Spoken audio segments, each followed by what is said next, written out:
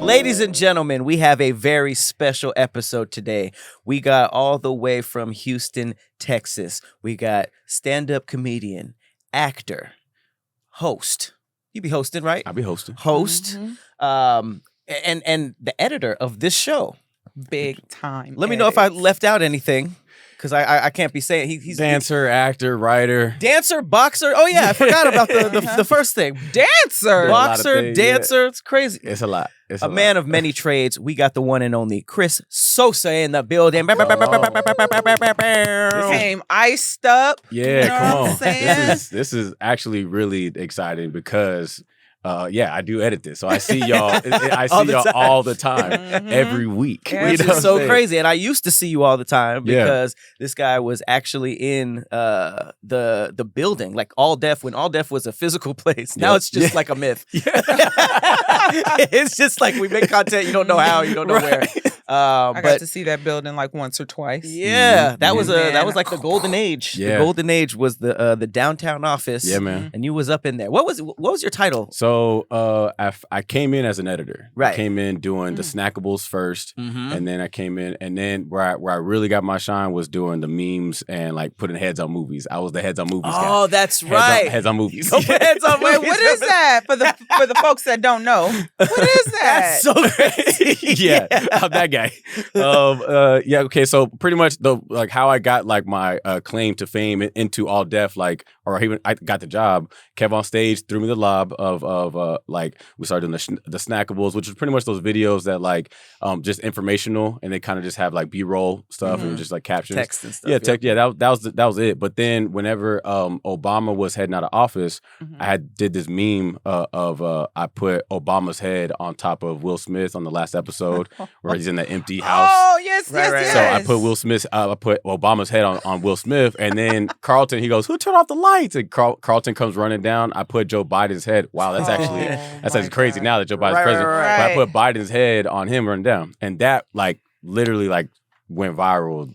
A couple. I'm not Yeah, even gonna I say a feel like couple. Like I a feel lot like I of the saw stuff that you that, were making. but yeah. Well, not I was through- gonna say like because of the whole Trump thing, like those memes just kept going back to back like virals. Like whenever we get to the analytic meetings, like it would go like, all right, Chris we got another million over. You know what I mean? So That's That's insane. lit. I kind of but then Did you I became put your the name on it? Like, was it floating no, around? that's for all somewhere? deaf. That's for all deaf. It's for all deaf. But it was we weren't cool. allowed to do that. Yeah. Right. No We would self-promotion. really get the note of like take all those tags stuff out of there. But Yeah. I became the heads on movies guy because it was like it was Which a was funny. joke. Like people like Doughboy, whenever you would say something, be like, "Go put heads on movies." We all had like Everybody. horrible running jokes on us. Yeah, I'm sure. Everybody had something, but yeah, that was like mine. It was like, Sosa, shut up and go put heads on movies. I'd be like, all right. Did you do the static video too? I did. Yeah. I still see that being ripped off. He did a video where it like what it feels like when you your legs fall asleep When you're on the toilet. Yeah. and he just replaced the Oh. person with static. Yes, I've that seen went that. crazy, and then Yeah. it's one of those things I that didn't like know is you made still that. Yeah. still Yeah. replicated.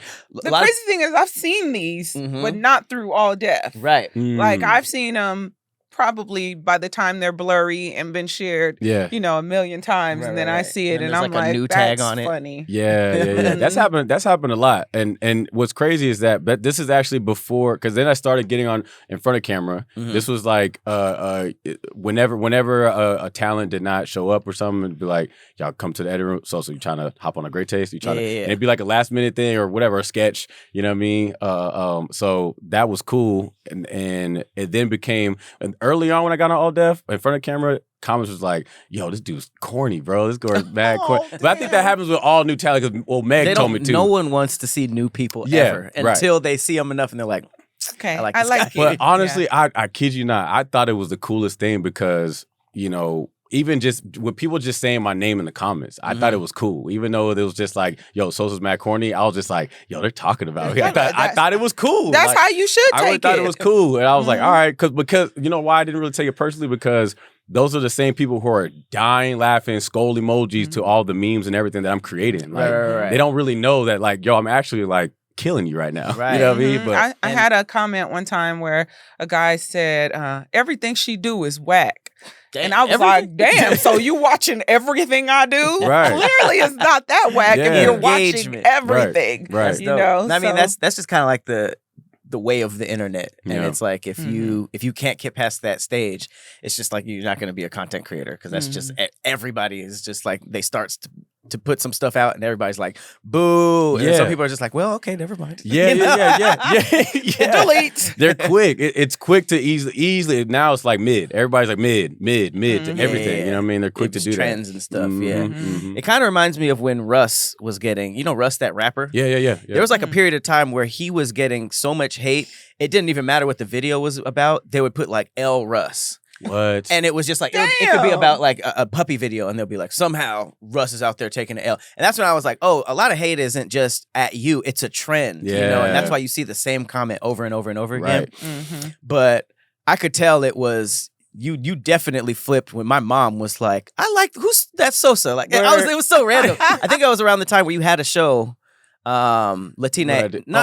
Before that, the interview show. I did the viral sensations. Yeah. Yeah, She was like, yeah. I like Sosa. I was like, oh, okay. On. That's a great crossover. Yeah. Nice. And you also did the original graphics for Dad Jokes, which is I did. Yeah. So Really? he was in them trenches. Okay. Yeah, man. Yeah. Dang. And the one the graphics for Tahir show, The Call, the bad news. Bad news. Yeah. Well, you were doing them for all of them at the time, Man, right? y'all see the Man, artwork. you This was is my working. cam, right? This is my cam. Yeah. Y'all see the Over artwork on All Def, man. That's your boy over here. That's super dope. And it's actually really cool that it hasn't changed. Like y'all are keeping the same assets and everything. Yeah, Like, for sure. Yeah, fire. Yeah, definitely had to Okay, keep so those. for us curly queens and kings, what kind of juices and berries you putting in that hair? Man, I Because it's appreciate that. shining and I it's appreciate that. it's sitting and shining. Yeah. So I couldn't go without saying something. Come on. Talk to me about the juices and berries. I got you. Thank you for asking, man. Because that takes it's a lot of work. Yeah, it's a lot of work. I'm not even gonna lie. I tell you, it's a journey. It's a lot of videos. Fellas, don't be ashamed of watching these like curl videos. It's gonna be a lot of women talking about this, which it had me feel like, okay, I guess I got to be a spokesperson for this, because for the dudes to feel like to listen to another guy be like, yo, bro, this is how it goes. Okay, so I've gone through a lot of. Right now, what I'm using is Alia. It's the rose rosemary, like rosemary mint. Okay. Is, that's like the shampoo and the leave-in conditioner. For And sure. then the consistency too. You have to know what it is, because Period. if you go too heavy, that's what's gonna have your curls going down. Drooping. You know what I'm saying? So if you want your fro to fro, you can go a little lighter. Shout out to Ona. She's out there at Five Salon in Jersey.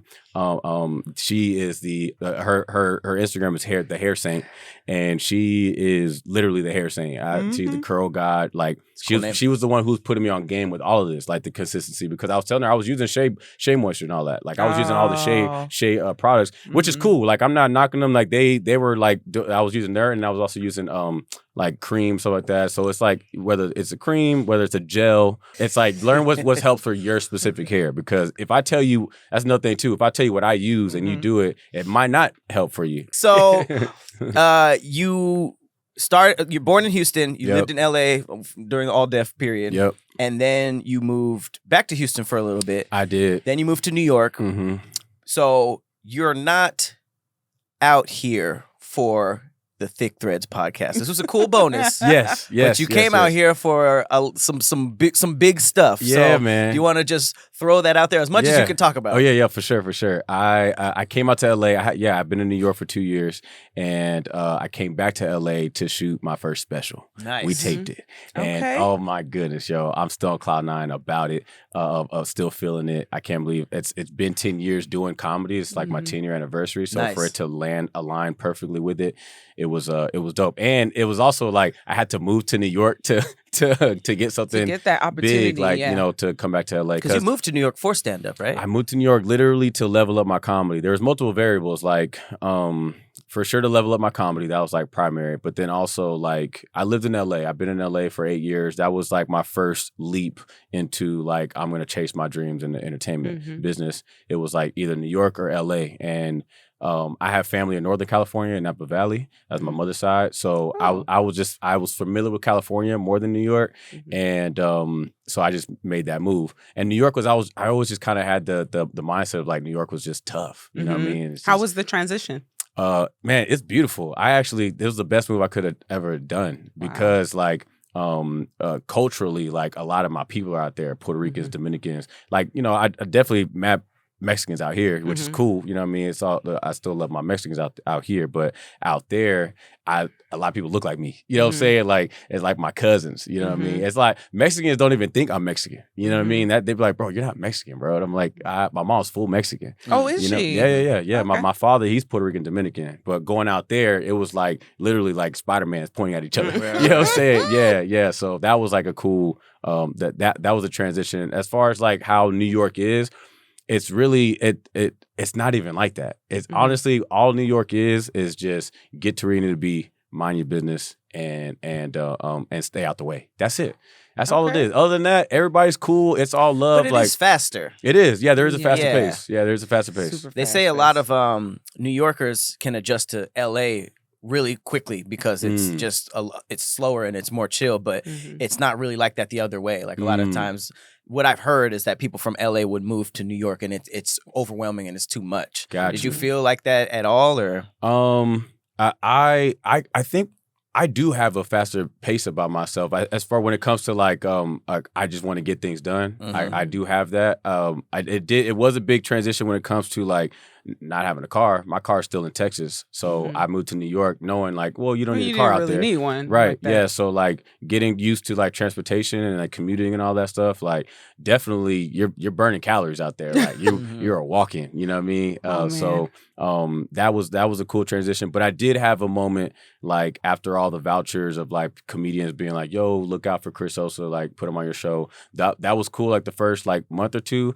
Then once all that kind of like trickled down and it was like all that fading, I definitely had like cooped up in the crib, not going out, not just staying in the crib, kind of just like, what am I doing? I had definitely for sure like top.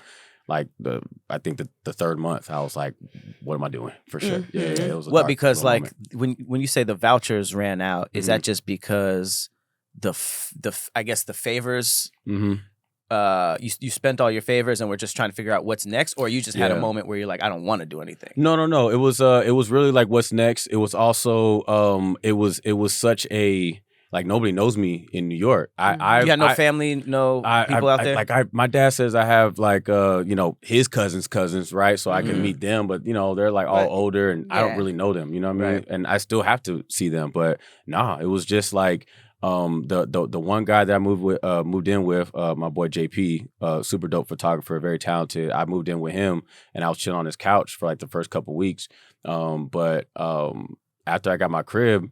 Yeah, I was like determined. I'm feeling that feel, but it also felt like when I was 19 to move to LA, it was like I was young, naive, and I'm just gonna go. But now, like I turned 30 and I'm in New York, and it's like a whole like reset. I got to start all over. Nobody knows me.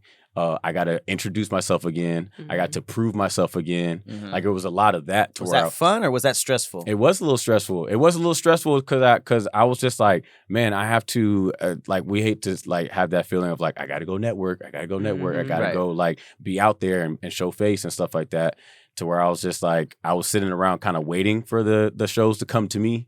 You know what I mean? Like it was a big like ego like and humbling moment of like just like bro, there's nothing that like that was a cool thing about New York. It was like all that was cute, bro. I came to New York with a commercial under my belt and a dope campaign that I was doing for Meta. That's the money helped me to where I got my place and all that. But then New York was like, okay, now what?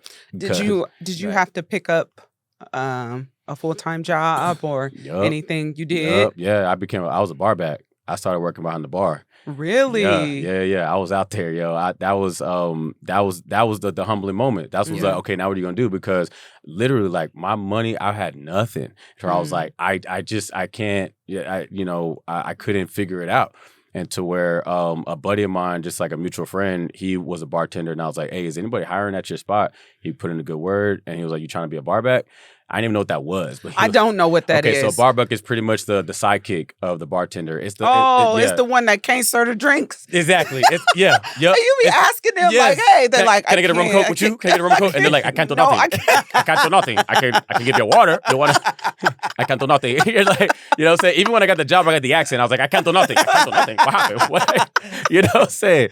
So that's what ended up happening. And man, no bullshit. I was like, I got the job when I got hired, like going there. I went to the interview looking like this. Yeah, I could do, I have no resume and no type of history of like service job. Nothing. My resume, though, no kid, is like, I got y'all on my resume. I got All Def. I got Steve Harvey Global. I'm like, it's all like editing and graphic design and all that stuff. They're like, do you know how to cut limes?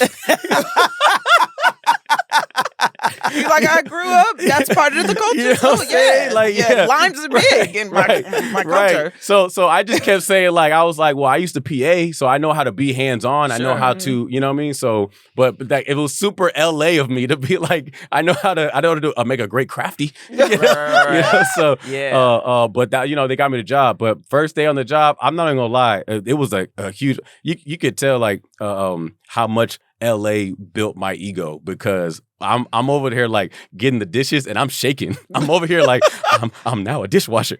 Like why were you shaking? Well, because like this is no like shade. Like it's definitely okay to have a 9-to-5. It's definitely cool to do that. Like do what you got to do to get your money. But it really was. It was literally just my ego. It was just like, damn, I came from working like at a place like All Def, working like when I came in LA, I put the time in to like network and know these people, to work in media, to do this. I wasn't doing service jobs anymore. The last time I did like a 9-to-5 I was working at Steve Madden selling heels back when I was like 22 out here in Sherman Oaks. Okay. But before your ego. Yeah, before the ego. You know before the ego. I mean, the ego kind of never left. I can sell you a heel. You know what I'm saying? I can sell you a heel right now. You know what I'm saying? Okay, Yeah, you put gels. I got gels for the balls of your feet. You're going to be standing. You want to a club? Period. Like, I got you. But you know what I'm saying? I need to hit you up for some recommendations. You need platforms. You know what I mean? No, for sure. But that's what it was. But then I just spun it. Okay, well, let me just make the best of it. And it actually ended up being such a fun job. Like working behind the bar, it's fire, because I am a comedian. I love to talk to people. So I was actually the bar back that was like getting tips. Like I was interesting. Like, yeah, for sure. Because like every now and then, I could pour a beer. I could pour a wine glass. I worked at in Brooklyn and Williamsburg at the Moxie. The hotel. Yeah, the hotel, the Moxie. Yeah, so it was a bar of the lobby. So you also see like Lil Rel pulled up one time. Was you like, yo, I'm a comedian. I just want to let you. I couldn't do it. I just let it rock. Oh, damn. No, for sure. I let it rock. I do you want water? I could give you something. Or whatever. You know what I mean? I hope he has an accent when he's behind the bar. I made him the best water ever. I got even shook it too. Go your water. But yeah, so I was also barista too, like because we also had like an espresso machine. So I was even doing those. I was learning how to make the flour. You know, being on with the nice. milk. With the with the milk. Yeah, when I do that type of cream. Yeah, the cream. Yeah. It's just That's really cool. That's super dope. I feel like that's always a good part of the story, because really anything like when you like move to a new place and chase your dreams, they're always like talk about the grind, and that just develops such a good muscle, because I feel like stripping the ego is necessary anyways, but I just really like that, because even stand-up seems like it's one of those things that like people don't really respect comedians until they hear like how hard the journey was, or like how much time they put in, you know, and then they're just like, oh, okay, for sure, you put in your time or your dues, I think they call them, and I think that's dope, because there are comedians who make it, they're like, let me try this out, and then they make it and they're just like, well, you had to do all that, and I feel like those are the ones that get trashed. So I think that, for anybody who's listening to this, like I don't even know if I could do it. Just like packing up and moving to a new city to chase your dreams is like very, very commendable. So I think that like stripping the ego away and doing what you have to do to get by, and then fast forward to having like a special is pretty crazy. Man, congratulations. Straight That's up. awesome. Thank you, bro. Yeah. Were you afraid that somebody would like see you and be like, I saw you on such and such. And Yeah. oh, you No, work for at sure. the back of a It's bar. happened. Like it's happened. I get noticed from all deaf, which is Mhm. it's really dope. Like I've got noticed on the subway. I've got noticed working too. Like, yo, Cris Sosa. I'm like, yeah, bro. And then our fits are like, yo, we would wear these whack ass like aprons, bro. And then the long sleeves that we wore were like, it was like we're like pirates, like a cream color. Like, man, it was whack, yo. I was really like suggesting like, can we switch up my ego come creeping back out and be like, yo, can we like switch up the whole like vibe with it? But What if regardless, we were fitted? What if we actually What if we were able swagged to out? look yeah, good? yeah. You know, so that was it was definitely those moments. But again, I made the best of it. It helped with talking with people. It helped with networking. It helped me with meeting people. This was actually my time of like it was my first year, so I got to experience like great nights in New York, the New York experiences, a great like night that would lead to like, oh yeah, because we were also connected with a club. We're a hotel, but it was also connected to Jolene's. It's a poppin' like house music spot. I knew the spots like in that area, so they wouldn't go to the club after. And I know the bartender, and I knew like it was like nightlife. I'd like New York. It could get dangerous, but also working behind the bar, service world, like you get those plugs where you know bartenders, and they also have other gigs where you could just go to their spot. So it was really, again, like all these things like where you feel like, man, this is like, man, now I'm doing this and I used to do this, but now I'm a bar back. Who cares, bro? It gets you into places, it gets you into experiences that help your comedy, bro. Like that's one of the fire jokes that I have is about one of those experiences. You know what I mean? Like doing that. So I don't take any of it for granted. Like it's dope. I mean, yeah, your experience is your experience, and I feel like everywhere we've been is places that we've needed to be to get to where we're going. Yeah. You know, so like sometimes I felt like a creative like pause in my head, and then we'll go travel somewhere. And I'm like, ooh, now I'm opening my horizons to different cultures, different things that I never knew existed. And now I'm like, okay, I had to have that pause to get here to come to this. So I feel like, you know, those experiences that you came from going to be in the bar and seeing, because I've never worked in the bar, but I've been to some before, and I see some of the funniest shit that we've ever seen. Like, period. When we go travel and we go to some bars where there's only 3 people, but they dancing for their lives, I could imagine creating an entire comedy set off of something like that. Yeah. So I would think, you know, just those journeys that you go through. It's an interesting world, and it's dope to have those experiences and know that like New York is really about the hustle and about the craft. So my boy Samuel Gomez, he was the one who got me that job. He's an amazing, incredible actor. Like he has credits. Like he's doing his thing. Yeah. He also is in that service, in that world. It's like everybody. It's same thing with LA. That's pretty normal. Like actors, because they have like such loose schedules to be in the service industry. Yeah. So I'm learning that, and then even like with the comedians out there, like that's what helped the level up, because when that started like helping me get out of my shell, get out of like, okay, bro, I got to go show up. I was more talkative. I was more like, I kind of had to check myself and be like, yo, bro, wait, you know how to talk to people, bro. You know how to I had to just verbatim and just go, hey, how you doing? What's your name? Instead of just trying to kind of wiggle into a conversation or woo them like through a set or something like that. Like I had to go back to the basics. Like I was even doing like watching master classes, like literally going back to the beginning of like how to talk to people. I think we actually forget about like those type of techniques and strategies of how to have a conversation, because everything is social media and everything is typing. Like you can definitely type up a dope text and have a dope conversation. That's why people don't like being on the phone no more, because it's like I hate that. I love to call people. I do not. I'm a texter. And you know, I know that about you. That so because I do want to call you sometimes and show you some love, but I'm like, you know, I'll shoot him a text. I get to it. You know what I'm saying? But you are right. You know, I did notice that you can tell when somebody's a good conversationalist and when somebody isn't. Like it's a lot of stuff is like stuff that you should probably like read, because I used to read books on like negotiation, and it's stuff that you wouldn't really know until you actually read it. Yeah. But when you've heard it, you've responded exactly how they're talking. So you're like, oh, that is a thing. Yeah. And I did notice that like 2020, really put like a huge like.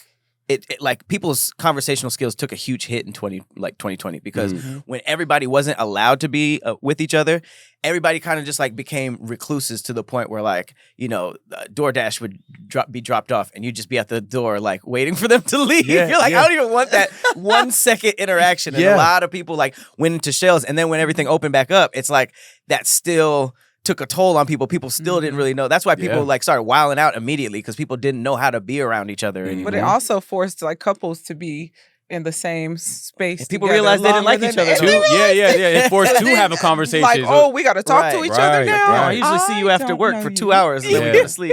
Yeah, man, that's for real. It's that was something that really helped, and then you actually start to see once you start using these techniques. Like here's a gem that I love using, and once you like start to use it, you can start like it kind of feels like a game, but also it's cool. They open up. It's one of these ones where like you say something like you said that you guys went on a trip. It's kind of there's a couple techniques like you can repeat where they just went to. It's called Right. active listening. Right, there you go. Boom. Repeat What where do they you just mean? went to. Right. So you went to where'd y'all Repeat go? what they just said. Greece. And then it just kind of you have that feeling. They go, yeah, Greece, and they go something that happened there, and then you repeat the thing what they just said of what happened there. Repeat it again, right? So that's one technique, and there's also one where you go, oh, it sounds like, it seems like, it looks like, right? So when you're talking about Greece and the experience that you had, oh, it sounds like you really like to travel. Have you been in therapy? What's going on? I really haven't. Wait, what do you Sorry, mean? I have not been in therapy. As a therapist, those are tools that we were taught on how to talk to people. Oh, well, no, he's just So taking no, master I'm saying classes. right. His name, But I I'm think his name saying is Van that's Boss or Chris Boss, but specific. he's the master negotiator. That's the guy who read the what is it, Behind the Line, or he has like a really famous you know Man. that book that I can't finish. It's like that big yellow one. I'm like halfway through it. Hey man, I do audiobooks, bro. That's how I could do it, because I can't read. Those are specific techniques that we were taught in school on how to talk to people and how to show them that we're listening when during conversations. What was the third one? Okay. So mirroring. So right now your posture, how your posture is. So I can match you, and we can still just like keep talking, and just it's kind of, I don't know what it is, something in the brain, some type of chemicals, whatever, that it's just, see, I'll switch it up, but at the same time, it's like you kind of like wait 10 seconds, whatever. So if you do, if all of us do kind of like relax, I'll let y'all do that, and then I'll relax with y'all. You know what I mean? So that we're all in the same like familiarity. It's like body language. Yeah, Exactly. Yeah, you kind of match that body language. So I was using that going to, and I still do, and I don't. Again, it does kind of seem schemy, or you're trying to like work the game, but at the same time, it's helping, and then you see the other person open up. It's crazy. Yeah, it makes others feel comfortable. Yeah, where they go, I like this guy, you know, and it's like, it's very interesting. Yeah. That's why I got into psychology, is because like in school, I felt like people with a psychology major were walking around with like a cheat code, because they just knew how everybody else thought. So they could go based off of that. Whereas a lot of people treat people how they would react to it, and not everybody's the same. That's why they always say like, don't expect you from other people, you know, even if it's not bad, it could be just different, you know. So I've always been super interested in like body language and just like all this stuff that triggers a reaction or a thought in the other person that is like super subconscious. It's really, really cool. Yeah, man. I think those are great elements to you, especially in this industry where we have to network, like doing that in that world. I hate it. Man, especially using the word network. I don't even like hate using it the so word much. network, but like when you have these techniques, then you go, all right, well, I'm gonna go and I'm gonna practice these and see what hits, and then to where when you make it fun, then you'll be all right. Like it's not gonna be that crazy. So because you never know what kind of opportunities that you'll actually get, because you don't need to get an opportunity from everybody at the networking event. Sometimes it's just that one that you need, and you didn't know you needed it until you saw that person and had that conversation. And it wasn't even the opportunity that happened in the convo. It was just that we just had a solid conversation that you were talking to me about whatever it was, where like when they leave, they go,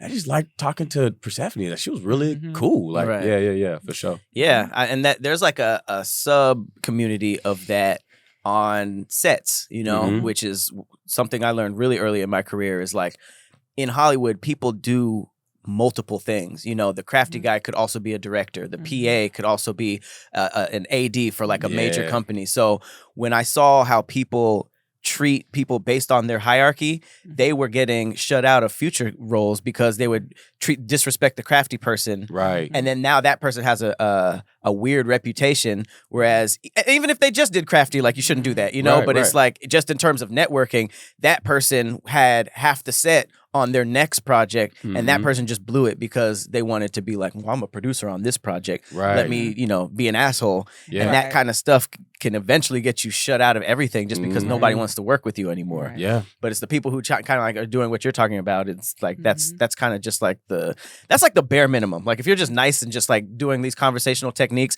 it doesn't matter if you don't get anything out of this interaction. It's just a good interaction. Yeah, Right. yeah, for sure. And also just being creators, you kind of have to have that multifaceted career, you know. So the fact that you're a digital artist, comedian, editor, like all of these things behind the scenes and also in front of the scenes, it kind of sets you up to have multiple streams of income, which is something that we really need. Because you can see if you just go with one thing, you're like, okay, this is slowed down. Man. Now what is it? But if you have like different things to lean on, you really have to dig into your strengths. Yeah. And create things off of what you love and not just stick to like, okay, this is my one thing. This is because you're gonna definitely have to have a 9 to 5. If you just gonna stick to one thing, Right. Your second one is gonna have to be more. Yeah, I never liked the focus on one thing advice. I was always a multi-hyphenate, but I'm Puerto Rican, Dominican, and Mexican. I came into this world multi-hyphenate.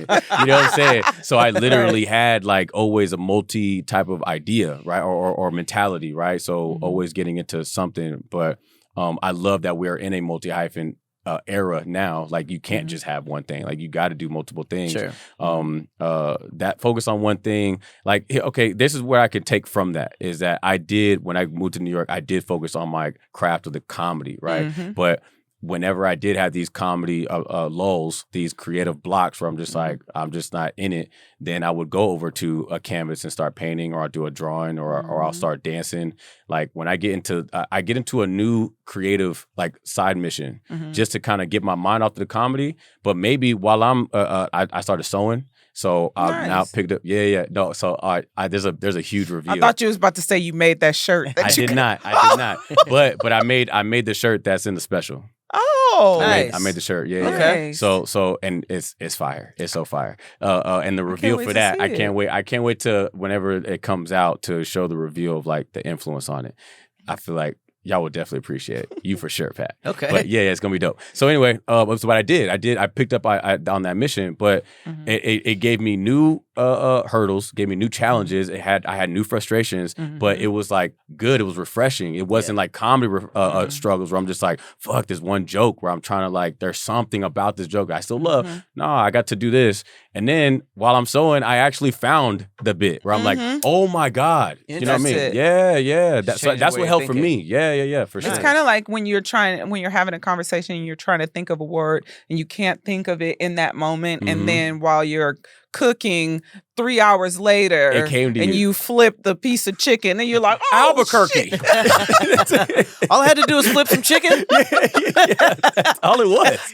all it was. Yeah. Well, that's dope. I'm actually surprised to hear you talk about like having to figure out how to talk to people and network. Because I remember how you were when you were fresh in LA and you were like just like jumping on every event, I think you told me like you went hiking with the game or something. Yeah, I did.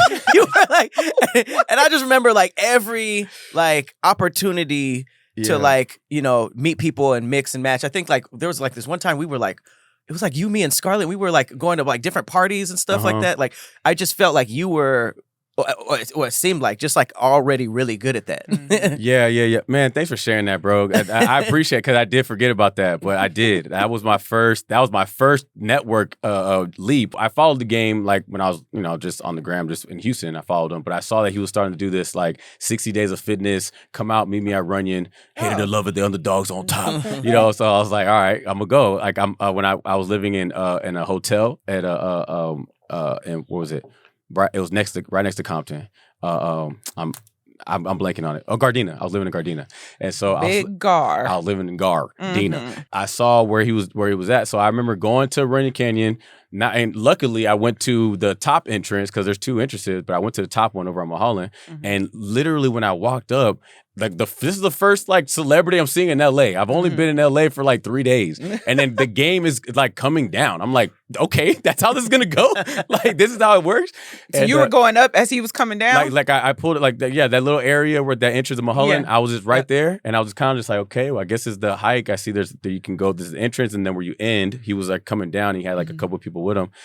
And he was kind of talking right there. And I walked up to him. I was like, hey, like, how could I be a part of the 60 Days of Fitness? Like, how can I remember? He's like, pull up tomorrow, 10 o'clock in the morning. I was like, all right, for sure. You sound just like Game, bro. That's crazy. You sound just like, And so I did. And I got there 9:45, being early, kind of just like stretching my legs, whatever. And I start seeing a few more people. And then he pulls up, his entourage, and everybody else gathers. And he just goes.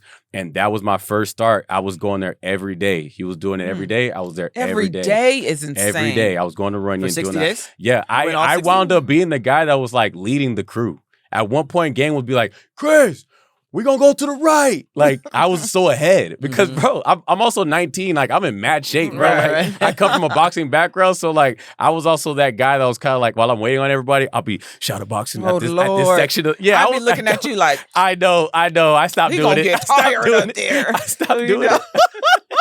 But yeah, like it was pretty cool, man. Game started inviting me to like the 4th of July, his parties, whatever.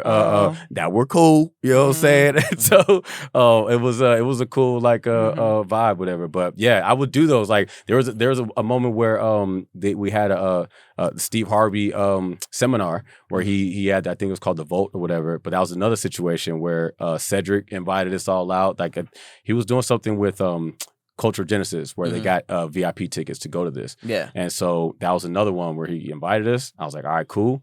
And we got to do the VIP dinner where Mr. Harvey will come up. Mr. Harvey will pull up and talk to everybody. And that's dope. Yeah. And so at that moment, we're at the table, Tahir, Dariani, and a couple other folks that were with us. And I was like, this is gonna be. I'm gonna just do one of these moments, like just kind of like seize it.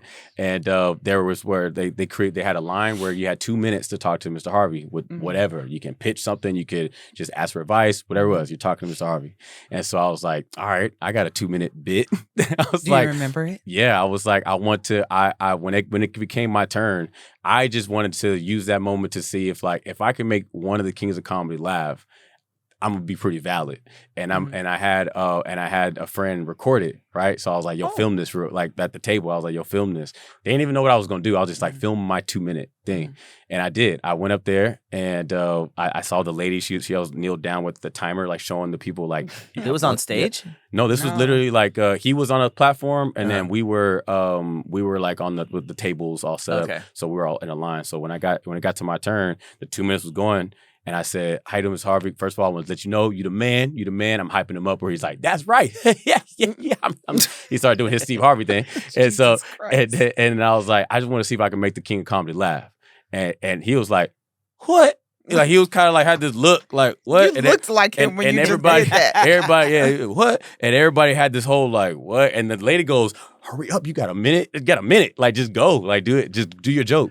And I did my wedgie joke. I just did the whole like I can't speak Spanish, but I know how to dance, and my pops taught me through giving yourself a wedgie and taking out with no hands. And I did a whole wow. I did the whole act out of like you give yourself a wedgie. I turned around, I gave myself a wedgie, and I'm clenching my cheeks with the wedgie, and I'm like, you take it out with no hands, and I'm like, wah, and like I got everybody laughing, and like Mr. Harvey's still like standing here like this, and then he goes, like he kind of broke him, and then he goes, I ain't gonna lie, I ain't never heard that one. You know what I mean? And then he kind of got a little chuckle. He did a second chuckle, following up, kind of like setting it in, and I was like, I'll take it. You know what I mean? And that was like just another little moment of kind of like, I just like doing those leaps when I can see a moment. That's a big leap too. You're like, I'm gonna turn my 2 minutes into a set. That's how long LA give you anyway, right? Yeah, right. 2-3 so minutes. yeah, I was just gonna go for it, but yeah, that's I like that when it comes to that naive sense of like I'm just gonna go for it. That really helped me out with a bunch of opportunities for sure. Yeah. Sometimes you just have to forget about what people may say about you, what Sure. people may think about you. Yeah. And just, that's when I made the most money, when I stopped giving a fuck about what people talk about. Facts. Hey, they gonna I say started something making on the way, the whole way up. They go. There's no point in time where you're like, all right, I'm successful enough. People Yeah. are gonna stop talking shit. Right. Man. It's not- Once There's you really- realize people talk shit about Beyonce, people talk shit about Barack Obama, people talk shit about Oprah, people Yeah. talk shit about everybody that you can think of Yep. in this world who Yeah. you Mhm. can't even fathomly think of thinking something negative about They people. all you gotta do is check the comment section of your favorite person ever. Yeah. Yeah, right. I used to do that all the time. You go to your favorite person ever. You look in the comment and be like trash, and you'd be like, yeah, "What the hell? Erica Badu, like you said Erica Badu is Right. trash." You're like, "Oh, I'm then I'm never, like, I'm right. never escaping this." Yeah. So then I'm just like, well, then I don't need to have those expectations on myself for everybody to Yeah. like me if my favorite people out here, people don't like. Right. So it Straight kind of up. gives you that like, okay, I don't give a fuck. Now let me just do my thing. And that's Yeah. how people make it because they're doing what they actually love without caring about what people think outside of, 1000%. Do what makes you feel happy, Mhm. and focus on like that. Like really, like it's gonna sound cliche, but really focus on yourself and like how to like love yourself. I really didn't really know how to what that really meant. You know what I mean? But really, like when I moved back to Houston during the pandemic, that moment right there was the oh man, it was so perfect for me because my family they do dance, they break, they do these jams, the BC1, Red Bull, all that stuff, and so. It reminded me like, oh, I do dance. Like when I moved to LA, I kind of stopped dancing. It was kind of like being in a roast world like all deaf. It was kind of like it was just funny to just roast it, like Sosa trying to be Chris Brown or whatever. So I was just like, I kind of just let all that kind of stuff just trickle down to where I just was like, all right, well, I'm just gonna be funny and I'm gonna edit and I'm gonna do that thing. But it was like, I like to. Go ahead. I did want to kind of go into the dancing because Okay. I'm trying to like in my head Oh, for figure sure. out what style, like what Yeah, yeah, yeah. what Yeah, you yeah. doing? Yeah, yeah, Because I yeah. haven't seen your dancing Yeah, videos. I do a lot of contemporary interpretive dancing. Really? Yeah, so when I'm really, no, I'm kidding. Oh, But- I'm a giraffe. yeah, I'm a giraffe. I'm a giraffe. Fire. No. I would just do like hip hop. You know what I mean? I got into breaking. Like I started like you break dance? yeah, but back in it's called breaking. I know, no, it's okay. It's Is a lot of breakdance people- like well, offensive? No. It's just because people think it's like, oh yeah, people are out there breakdancing or they're breakdancing in the Olympics. It's breaking. You know what I'm saying? Oh. But I got corrected about that too. It's all, it's all good. you in New York now? No. It's just actually dance breaking. culture. It's just dance culture. It's not It's just dance breakdancing, culture. it's breaking. I'm also want to put people on game too about that. But my cousins reminded me of all that stuff. Like I went with my cousin Be Easy. He was training every day out there in San Antonio, and so I would go with him. And he was like, "Yo, bro, you still got those hollow backs, those freezes, which is like you're on your hands and you're doing like a you're bringing your legs in and whatever." So that was like. He was like, I was like, I don't know, bro. I was doing that when I was like 12, 13, like mad flexible and just, I could do it. But I was like, I'll try it, see what's up. And I did. I stuck it. And he was like, bro, you trying to keep practicing, bro? Like, come on, bro, stop playing. And so he was helping me out with footwork, doing 6-step, doing tops and all that stuff. So that was another one of those things where it was like, I got out of comedy. Like in Houston, like I was doing the studio and I was trying to build that whole thing. But not a lot of comedy clubs out there like at LA or New York. So really, I was just like, well, I'm back with my fam. Let me just get back into dancing and stuff like that. And that was helping me with a lot of things, yo. Like I wouldn't really focus on like my dating life. I got back into the things that really I love, yo. Like because I was doing talent shows back in high school. I was known for the guy who was dancing in the cafeteria, dancing in the talent shows. What's Sosa gonna do this year? You know What's what your I mean? nickname? I just went by my name, Sosa. Oh. You know what I'm saying? I did want to go. I did. Yeah. The Sosanator or something. Usually dancers be having like some crazy. Well, yeah, no, for sure. Like my cousin was calling me Papo Slice, so that's where Papo Slice came from. When I put it in, Papo Slice. Talk to me nice. You know what I'm saying? So I was, because my pops called me Papo, so I was Papo a lot. But nah, if I do, or I'll say when I do, because I would love to go into these jams. I love that Jay Taj is over there at Red Bull doing the dance department because I'm like, oh, I got my connect. Like I want to go into the competition. Yeah, because that would be dope. Like Cris Sosa goes into this, like you know what I mean. But I go in as Papo, you know what I mean, and start doing my thing. But yeah, that's kind of like how my dancing background like. It was back in high school. I was dancing and I was boxing. And that was pretty much it. I ain't gonna lie. I thought you was gonna say bachata and salsa. Well, that's just the culture. That's just an automatic thing that you just know how to do. It's like that too. Competitive dancing. I can see you with the little shoes. That is on, fire. You know? That is fire. To be honest, I don't really enjoy that. It's fun to just do. It's fun to just let it just come from your culture. Just feel it because I get it. They do be going off those bachateros and the salsateros, like all like they be going off. But I'm just like, bruh, like we trying to just have a good time in the club. They doing these whole flipping them and raising them around stuff. Like, come on, bro. Like, you know what I mean? Just hit this two-step real quick. Yeah. Well, no, I mean, I'm glad you're back into it because I think that a big thing.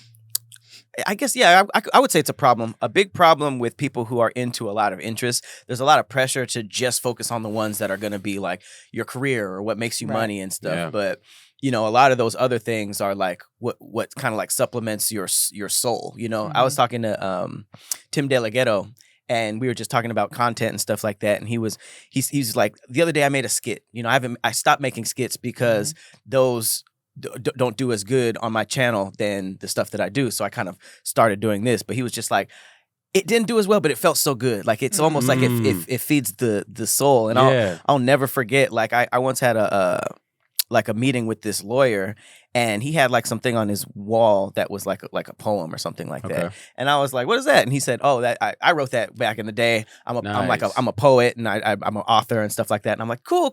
And I was just like, "You see, I'm a poet. I'm a it was like it kind of started opening up, and I was like, "Man, it's like you still do it?" And he was like just deflated, and he was just like, dang. "I haven't written in 10 years. You know, my whole life is about." My working for my family and stuff like that, and just like my paperwork always stays up. I haven't even thought about doing it anymore. So it was kind of like one of those things that's like, I left it behind, and I'm doing what I'm supposed to be doing, but I'm not really doing what I want to be doing. Even if he wasn't going to be a famous author or something, you know. Yeah. A lot of people sacrifice what they love for what they need. Yeah. And if you can find the balance between the two. It's like 1,000%. That's the goal. Yo, yeah, you know? I will always be the friend, the colleague to always say, "Don't let that die in you." I'm always gonna tell. Yeah, all of the homies know. I'm always gonna be that guy. Like I'll be the who is it? The David Goggins of the creative, being like, "Yo, don't let that go, bro." Right. Yeah, no, for sure, people man. Need like, that. Yeah, people really need that because even if they know they should be doing something, sometimes it just takes either somebody that they know or somebody completely random to just be like give them like a little nudge. Yeah. Like another example of that was my brother, who I love dearly. My siblings, my brother and sister, are so dope. But my brother, he was the first, he's firstborn, and also had to go to college. He kind of just doing so he's the smartest. Yes. No. He's yes. He reads books. I listen to him. You know what I'm saying? But he reads them. But no. So my brother Mitchell, Blue Steel. So he became a father, and he's a family guy and all those things, and that's a beautiful thing. That's also what creatives envy as well. It's like, man, we want to have a life like that. But when I moved back to San Antonio, I was living with him.